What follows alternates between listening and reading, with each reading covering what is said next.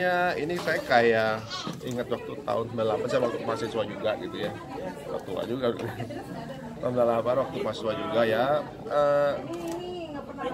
Ternyata dalam setiap periode kehidupan tuh ada momen-momen juga. Tapi saya ya memang melihat mahasiswa ini pasti penuh dengan pemikiran, kan, penuh dengan mereka juga orang yang educated ya, berpendidikan, ibaratnya juga mereka tuh nggak ada kepentingan apa-apa kan, hanya ya mereka dari zaman dulu kalau mahasiswa itu memang yang paling kritis dari zaman dulu, jaket kuning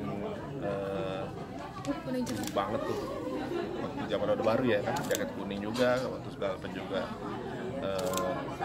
mahasiswa juga, kebetulan saya ikutan tuh saya jaket hitam dulu. Nah kemudian sekarang ketika ada lagi ya, ini sebuah siklus kehidupan yang muter begitu lagi sih sebenarnya, dan saya rasa semuanya untuk kebaikan sih.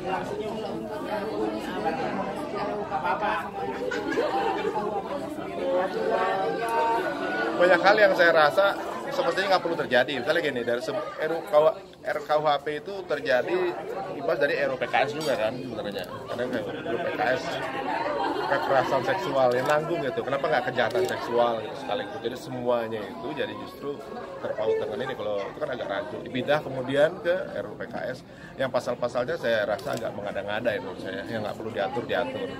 Saya malah ngerasa bahwa memang ketika ini ada malah jadi rawan konflik gitu. Dan ini saya rasa sudah diprediksi pasti. Nggak mungkin nggak. Kalau kita baca pasti kita akan ngelihat bahwa ini pasti memang rawan konflik gitu. Udah tinggal nunggu waktu untuk konfliknya aja, ibaratnya maksudnya konflik secara protes ya gitu. Dan apalagi pasal-pasal yang ada di sana tuh agak sedikit wagu ya. Wagu tuh apa maksudnya? Kurang pantas ya. Misalnya contoh apa ya? Misalnya santet lah ibaratnya. Santet nggak pernah bisa dibuktikan secara fisik yang bisa kita lihat gitu. Bisa aja nanti saya nggak suka sama orang lain terus dia bilang, saya sakit ini disantet dia, masuk penjara dia. Kita nggak ada bukti sebenarnya kan gitu. Banyak hal-hal yang justru memberikan peluang untuk kejahatan baru. Gitu. Misalnya kayak narapidana boleh cuti keluar gitu, pas cuti keluar tuh nggak cuti kabur, contohnya lagi pas cuti ini. Ya banyak peluang itu gitu kan. Ya itu saya sih ya sudah sewajarnya sih harus diganti gitu ya.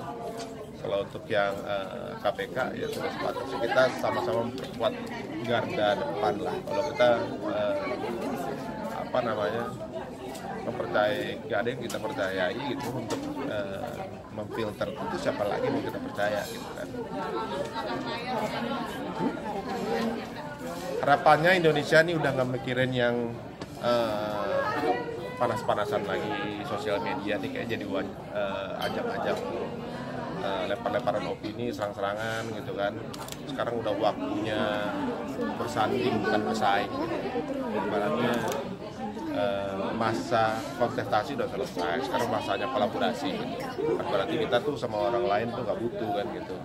Mungkin beda pemikiran, beda pandangan, bukan berarti kita nggak bisa kerjasama gitu. Banyak hal sih sebenarnya yang bisa kita lakuin sama-sama lebih bagus. Udah pikirin ke depan aja lah, fokus gitu. Ya tapi itulah mungkin karena ya sosial media ini kan majemuk ya kita ya hati-hati aja, sering keceplosan juga, sering kejeblos juga, sering salah posting juga, orang jadi kadang ribut gitu. Tapi ya itulah yang sering terjadi di media Indonesia. Tapi kadang